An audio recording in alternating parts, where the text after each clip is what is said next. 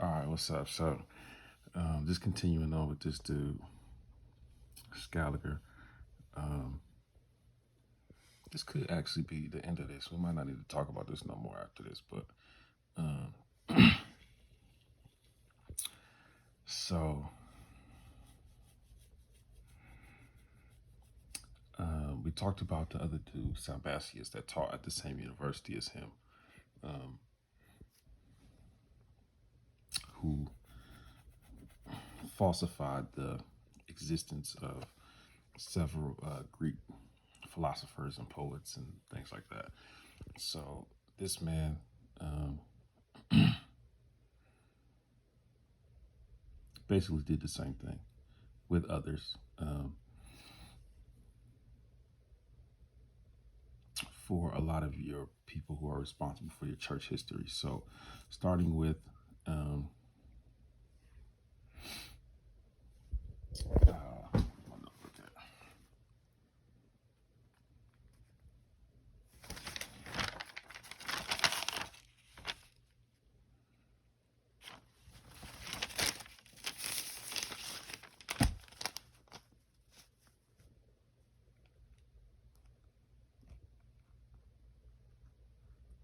Origin,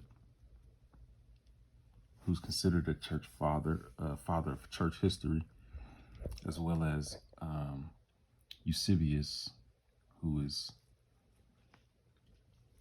largely regarded as the father of church history, right? It says that his account is the only source of church history during its first 300 years. There's no original sources of his work. Nothing is really known about his life. Um,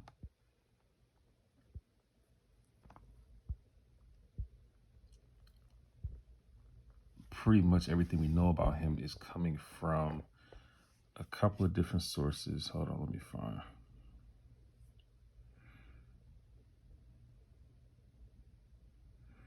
Here it goes. Eusebius, right? Little was known about the life of Eusebius.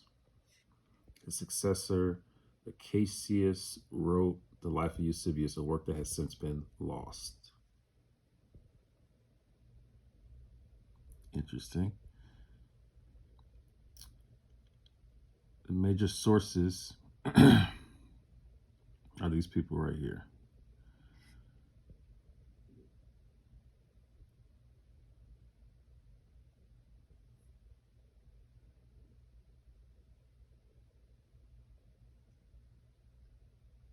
Jerome is also another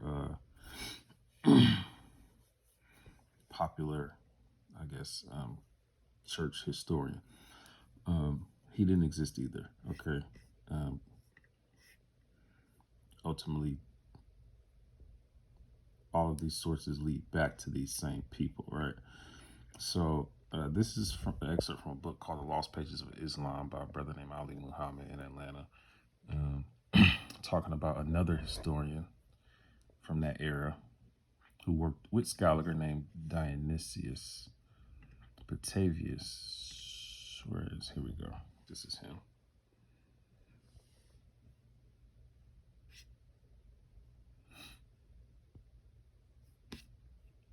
So I'll read this, and then we can go into some other sources.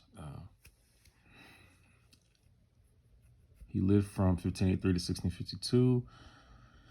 All three of the said Dionysiuses were chronologers and worked on Easter calculation data. Mysteriously, the last names mean the same thing. There are basically three other men with this same first name who did the same type of work in different periods of time. Mysteriously, the last names mean the same thing in different languages, little. So it's Dionysius Exeges. I believe the other two is Dionysius of, hold on. I'll look this up. Here it goes. Whoops.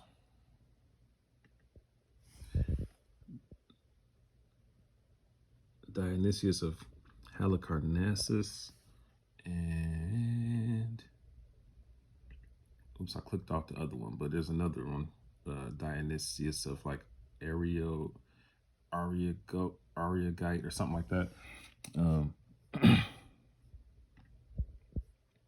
So anyway, of greater importance is that the discussion and said existence of the first two could not happen without Petavius's teacher, Scaliger, because it was he who brought us Eusebius's works, of which no originals exist, like we already pointed that out, which allegedly contain the works of Dionysius, the ones of the past, and all of the prior works, like Flavius Josephus, another church historian or a Jewish historian, that were allegedly to have survived via the works of Eusebius. The only problem is we don't have an original copy of Josephus or Eusebius, no original works of the Dionysius exegesis of the 6th century or St. Jerome. None of them exist. All we have is what we got from Scaliger and this man Petavius and others who were doing the same type of work around that time, right? Okay, so let's go into a couple of books.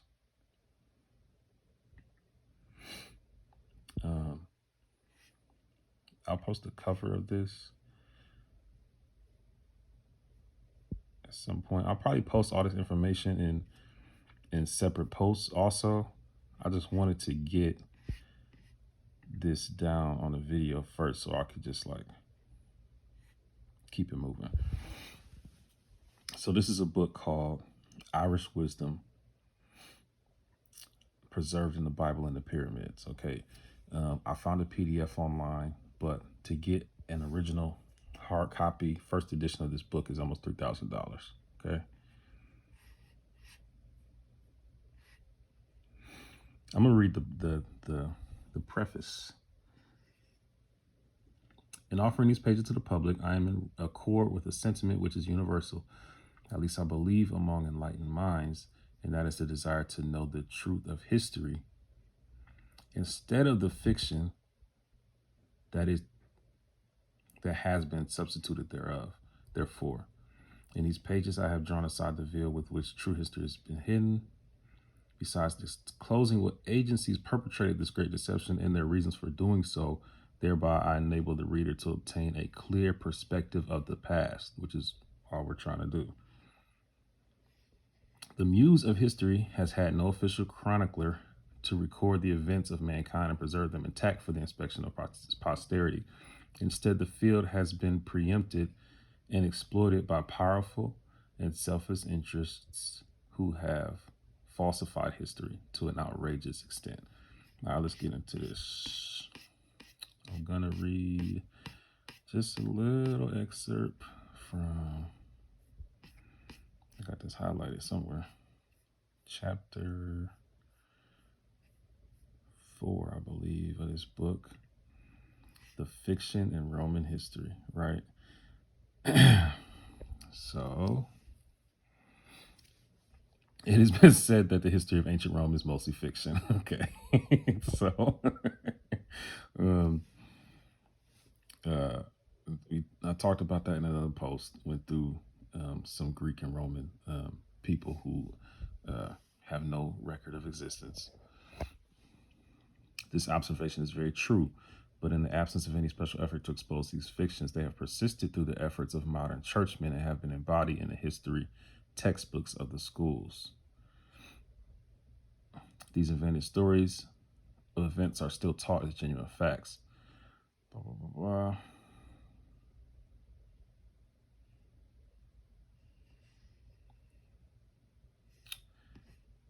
The English church prides itself as being the eldest daughter of the Roman church. This whole section is about the English and Roman churches, right? And how the English church was expecting to basically be the successor to the Roman church, right? The English church prides itself as being the eldest daughter of the Roman church and therefore an apostolic church, a claim which is as false as that of Rome itself. Both Peter and Paul as well as the rest of the so-called apostles, are but ideas personified. They never existed as human beings and are but invented characters. Let's keep it going. In our school histories, it is carried on in one of its phases in the guise of fabulous events, which are presented as real occurrences in the history, not only of England, but also of Rome. The same can be said of the history of Greece, which we've already been through. For the authorship is the same.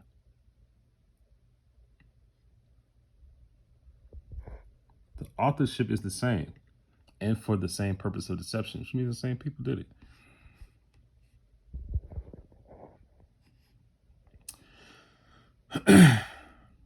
For in the beginning of a certain period, which those histories treat of, and 4 centuries later, the Roman Church was engaged in the destruction of libraries and records rather than in preserving them. Read that again. The Roman Church was engaged in the destruction of libraries and records rather than in preserving them.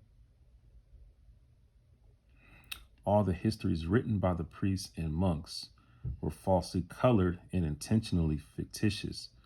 They were written to convey a secret meaning to the quote-unquote chosen ones. Were it not for the facts presented in these pages, it would be difficult to reconcile the action of the church in destroying all literature and records in one age, and at a later period, manifesting such zeal in endeavors to encourage the production of literature and histories, in the establishment of schools in which to give instruction in those histories. Oh shit. This nigga telling on y'all.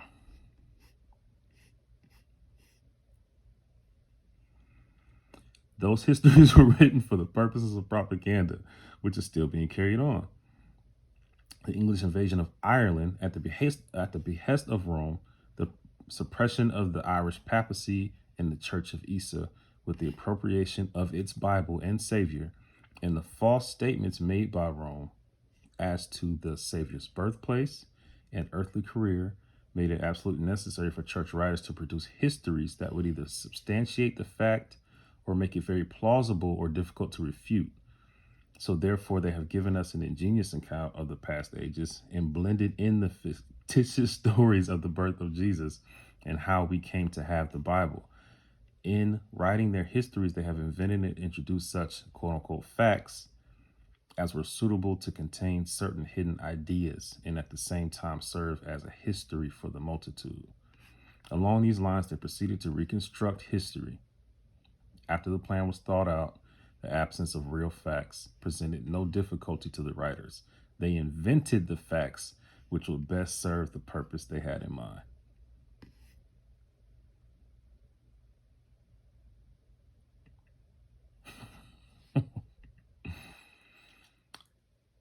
So it definitely begs the question of like, okay, so the church, the Roman Church, Catholic Church,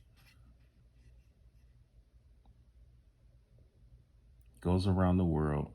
They burn libraries, they burn books, they destroy records. Now, why were they doing that? Well, I'm going to show you one reason why.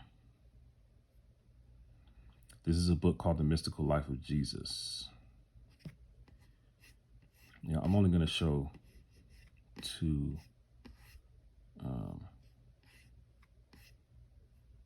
passages from this. I don't gotta go too far into this, but when the first Jesuit missionaries visited China, they wrote in their reports that they were appalled at finding in the polytheistic religion of that country a story of a redeeming master who had been born of a virgin and divinely conceived. This God was said to have been born in 3468 BC. Lao Tzu, the famous Chinese teacher, was claimed to have been born of a virgin, black in complexion, and described as marvelous and beautiful as Jasper. Okay.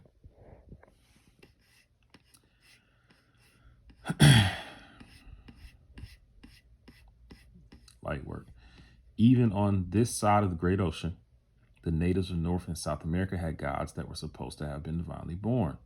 Long before the landing of Columbus, the inhabitants of ancient Mexico. See, when you read these books, you have to be mindful of this type of verbiage, right? Ancient Mexico. That's basically, in so many words, they're trying to tell you that ancient Mexico is not talking about Mexicans, okay? I'll just put it like that. It's talking about you. These are black people, right? These are our ancestors. The inhabitants of ancient Mexico worshipped a savior and world redeemer, whom they called Quetzalcoatl, who was born of a pure virgin, according to the traditions which the church leaders who came with Columbus discovered in ancient writings carved on the walls of the temples. According to the story, then long established, the messenger from heaven had announced to his mother that she would bear a son by divine conception and that he would be the savior of the world. There was an established Mexican hieroglyphic which conveyed the story of the divine conception of the birth of this Mexican god. The Mayas of the Yucatan also had a virgin-born god corresponding to Quetzalcoatl, whose name was Zama. He was termed the only begotten son of the supreme god. In Central America and Peru, there were other divinely conceived and uniquely born gods. And this section goes into a bunch more accounts like that. But the whole point is just to show that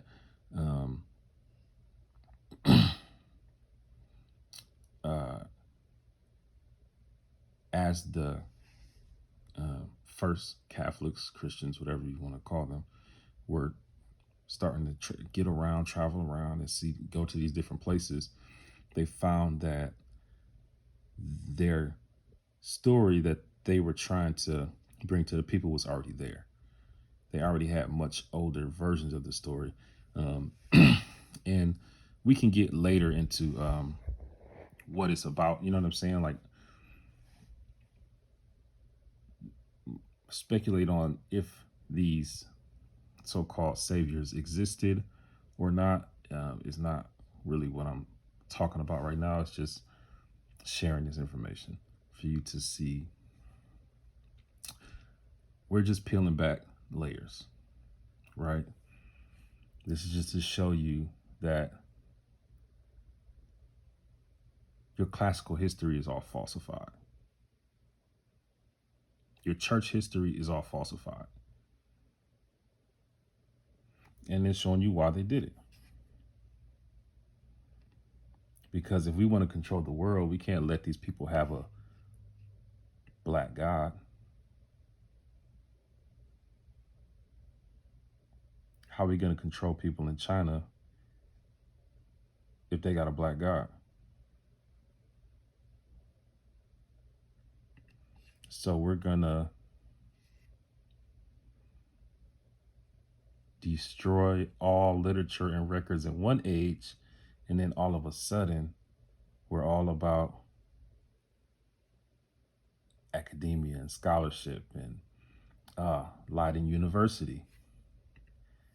Leiden University, where he taught. That opened up right after the 80 Years' War, which I don't know a lot about the 80 Years' War, but now I'm really interested in what it was about.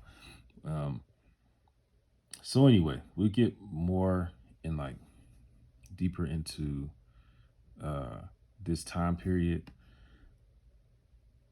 I really want to dive into this time period, ancient Mexico and these people, because we're going to start to see that that's where most of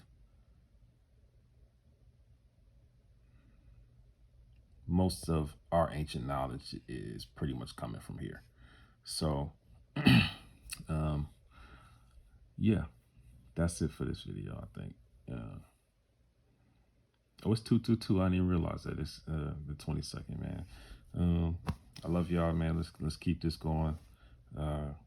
Anybody who feels inclined to look into this stuff even further, like, that would be great. I don't have like all the time in the world to do this. I'm literally I woke up at 3 in the morning to start